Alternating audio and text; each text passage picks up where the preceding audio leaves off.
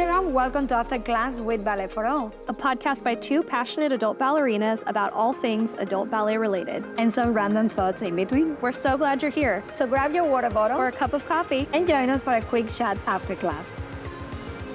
Hi, everyone. Welcome to a new episode of After Class with Ballet for All. Today's episode is going to be all about how to use the bar properly. So we're going to be talking about things like your alignment when standing next to the bar, placement of your hands, and how to properly hold the bar. So let's get into it.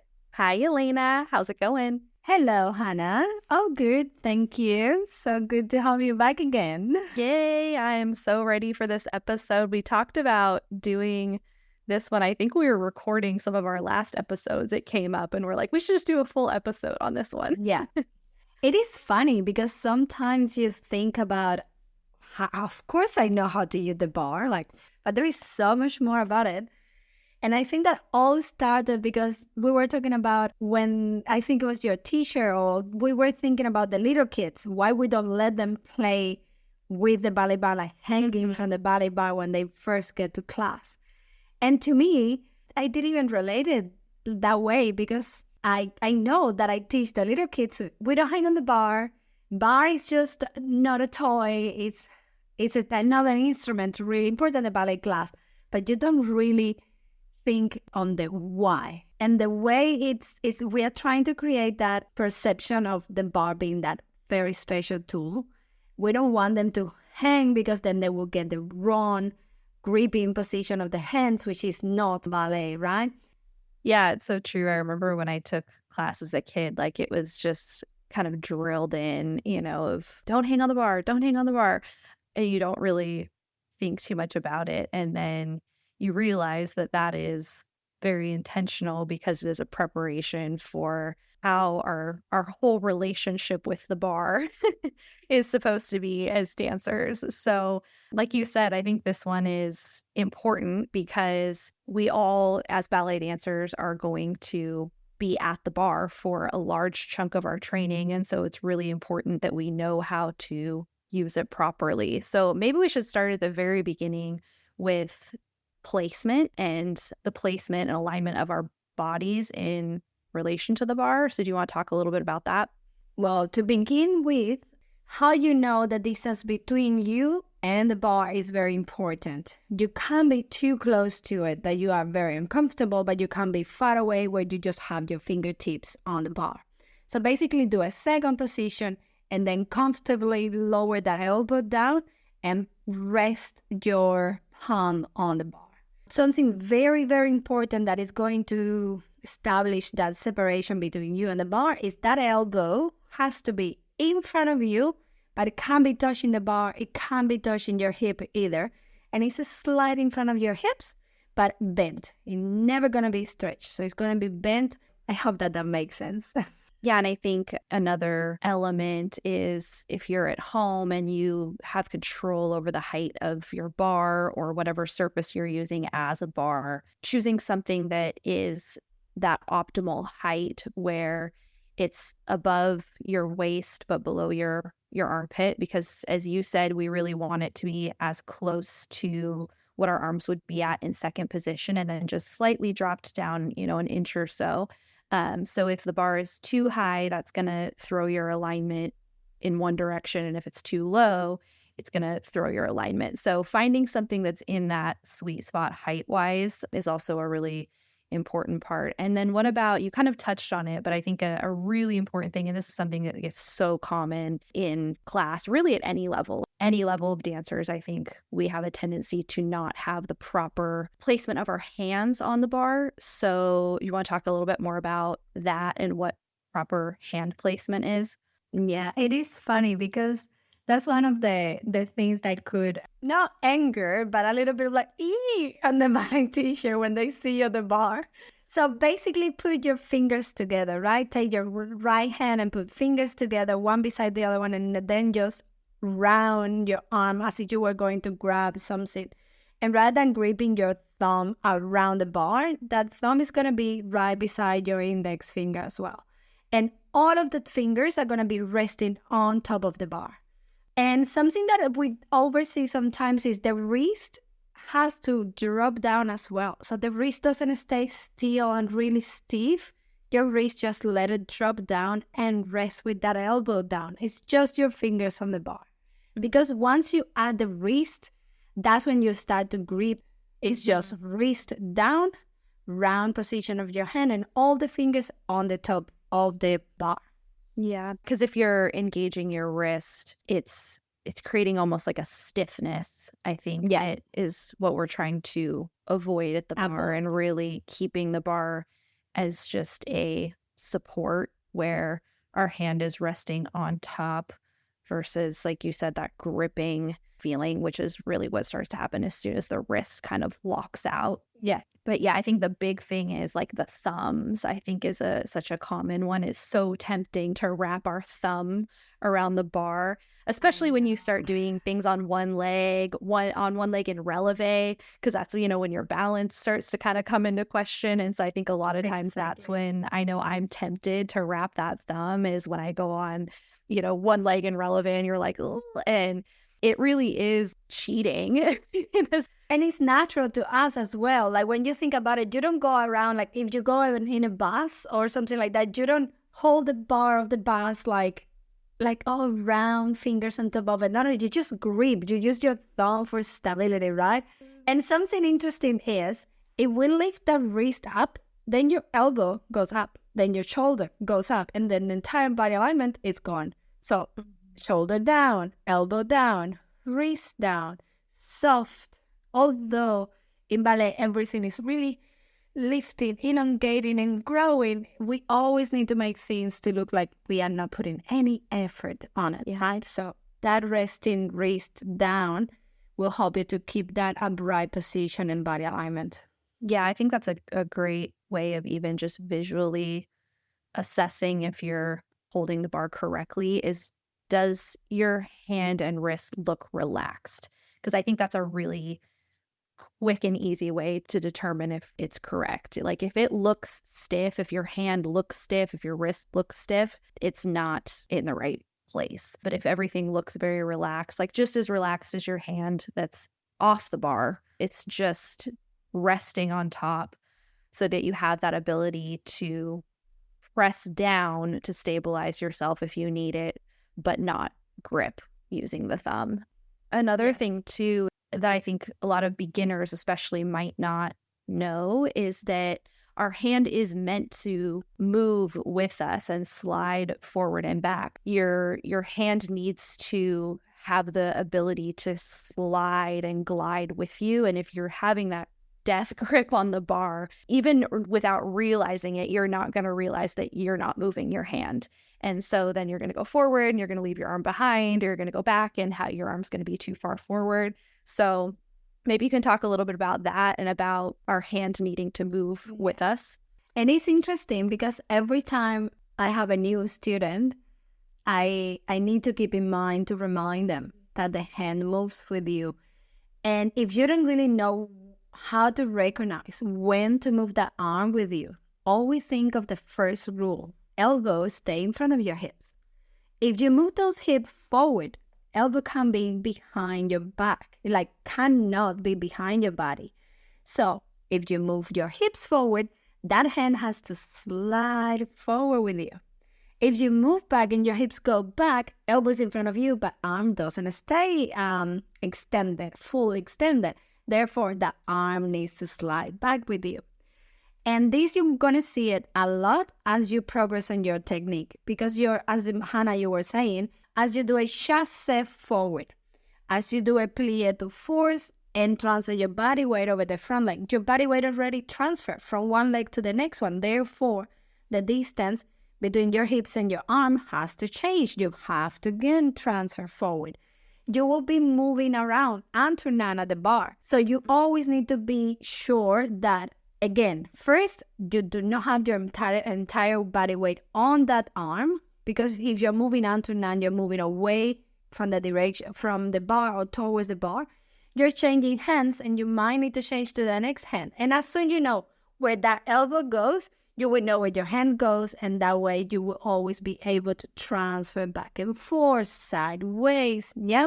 It is tricky to get used to it, and a lot of students don't understand that, yes, you're able to do it. Like sometimes you feel like, but I'm at the bar, I'm not meant to move. No, you are at the bar, but use it as a tool for support, not a fixed instrument. Yeah, it kind of reminds me of, we did that episode a while ago on kind of the unspoken rules of ballet. And I think that sometimes we assume that that's one of them, that we're not supposed to move our hand on the bar. And I don't know if that's just because so much of ballet is very pulled up and you're trying to stay on balance in a single spot. And so we kind of just assume like, oh, my arm needs to stay there. But I think when I realized that my hand on the bar was a lot more fluid and able to move with me, it really changed the way I used it, because you realize that it is just a support tool and it's not something that you have to feel so locked onto. And it's hard, it's hard. It makes it harder because you're having to work harder on your own stability without gripping the bar, but it's also kind of freeing because I think it makes you feel closer to what it feels like to dance in the center, if that makes sense. Like, I think once I started really working on trying to change my relationship with the bar in that way, I started to feel a little bit more freed up as dancer. So I don't know if that makes sense, but definitely, like, the bar is only the foundation to what you're going to do in the center. If you get used to it, just to grip, to push down, to use the bar every time you turn and you go straight to the bar, and it just shoves it forward, you hold the bar, and you don't really start to work on positioning the hand. We don't really rest the entire body weight. It's just a little bit of support. It's having that elbow relaxed, that shoulder relaxed, that hand is positioned but not getting all the weight, it's not getting all the work, your hand is not getting tense. If you work on that, your center work will definitely get slowly better because you are not relying on the bar to do everything. Yeah, actually really relying on your muscles to carry on with the lifting and the working and the supporting, right? yeah. That brings me to what you were saying before, that you heard refer to the bar as your partner, your pas de deux partner. That was a great analogy that I never heard before, but to me, that's amazing. Yeah, I can't even remember. I always hear these great things and I never remember where I heard them. And I feel bad referencing on the podcast because I want to give credit to whoever said it, but I genuinely can't remember who said it, where I heard it. But I was like, wow, that is such a great way to think of it, is as your bar being your pas de deux partner. And if that was a person, if the bar was a person, you wouldn't be gripping their hand and squeezing their fingers, and you wouldn't be leaning your whole body weight into them. You'd be a lot more conscious of trying to partner them, like as a true partnership, not as just using them to completely support you and hold you up. And so that's something I try to remind myself during class. Like, am I treating the bar like a pas de deux partner? And another thing I think is so good to do that's kind of helps you keep that same mindset is throughout class, taking your hand off the bar for a few counts. I know especially, when we get to things like rond de jambe and fondus, you're primarily on one supporting leg and that working leg is really starting to move. And so that's usually the point in class where I think it can get really tempting to grip on the bar. And so if you get in the habit of making yourself just lift your fingers off the bar for, even if it's just you start with doing it for 1 count, 2 counts, and kind of working up to, lately I've been trying to just keep my hand off the bar for like a good chunk of rond de jambe. And I feel like it's really helping me in center because I'm starting to feel that really pulled up feeling at the bar, and I'm not waiting till center to then have to find it. So I think that's a great way to start. Definitely. That's a great idea. And anytime you have the opportunity, if you are doing a simple balance on coup de pied and it's 2 counts, just if you don't have time to bring arms to the first position, just lift the fingers off the bar and find where your body weight is, where your axis is. Same when you're doing your tendus. I keep saying all the time, do your tendus, but do it as you are not going to lift the leg off the ground because obviously it's a tendu and that's the characteristic. It stays on the floor. However, You need to feel that if you have to lift that leg at any time, you can do it. So that's where your body weight is going to be. And the same is with the bar. So you have to have that hand on the bar just placed enough that if you have to free everything and lift your leg in the air and lift your arm off the bar, you can do it. It's not that you have to like, oh wait, but you then start transferring body weight and start to lift your hands and lower and lift and lower. No, so get to the point in which whenever at the bar you want to lift either your leg or hand off the bar, you can do it in questions of one musical count. If you get to that point, as you're working at the bar, that would be the perfect foundation for your center work. Yeah. Yeah, because the bar, I mean, it's so great as a training tool, but I think the flip side to the bar is that if you're not using it correctly, it's going to actually hinder your center work. And it's meant to help you prepare for center, but it's so easy for it to become like a security blanket or a crutch that once we get to center, if we've been working incorrectly, it's really hard to make that jump. That's something I saw a lot in my own dancing, especially because I was training so much at home during COVID, only doing bar classes. And then when studios opened back up and I was able to take in-person classes and spend more time in the center, I realized how many bad habits I had developed at the bar by just being too reliant on it. And I think it's just such a delicate balance. It's like bar work is such an important part of developing your technique, but if you're not using it properly, it can actually really hurt you. So we have to be so careful how we use it. It is such a fine line in between. Like, it's so good. Obviously, we start everything at the bar. It's like that's your walk-in before you can run and you can jump, right? So I will take everything that my students are not doing right or correctly at the center or they don't understand. I will take all that straight to the bar first. Everything, even a walk. I would take your walks from the center, get to the bar, and like break it in pieces and do it again at the bar. However, there will need to be a fresh line in which to decide, okay, I already train and practice, but that's it. Now I need to start to find a way to go back to the center.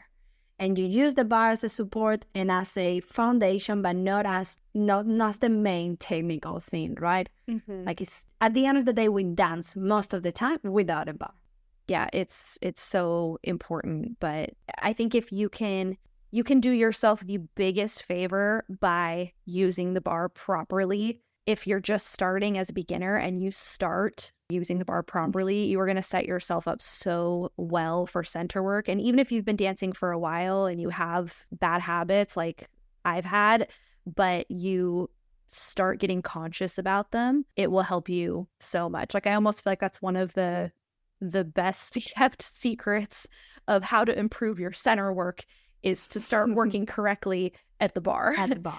Exactly. We talk about other things and all those other things are good, but it's like if you're spending, theoretically 40 minutes, 45 minutes of an hour and a half class at the bar, that's the best way to improve your center work. Yes, to start working correctly at the bar. So hopefully this episode was helpful. I think it's just such a fundamental topic within ballet. So I really hope it was a helpful conversation for everyone. Yeah, definitely. And it's either for beginners, intermediates, and advanced dancers. Like, sometimes you wonder, why do I keep missing this step? Or my center work isn't strong enough. So this is for everyone, and I really love that. I hope it's as useful as we think it is. Yes. Well, let us know what you guys think, and if there's anything that we missed, if you have any tips or tricks for working better and more properly at the bar, please let us know. We'll see you guys on our next one. Bye. Bye. Thank you for listening to After Class with Ballet for All. Join the community on YouTube and Instagram, or come dance with us, our weekly Zoom classes for adult ballerinas like you. Links included in the episode description. Special thank you to our sponsors. See you next time after class. Podcast produced by Mission Bridge Media.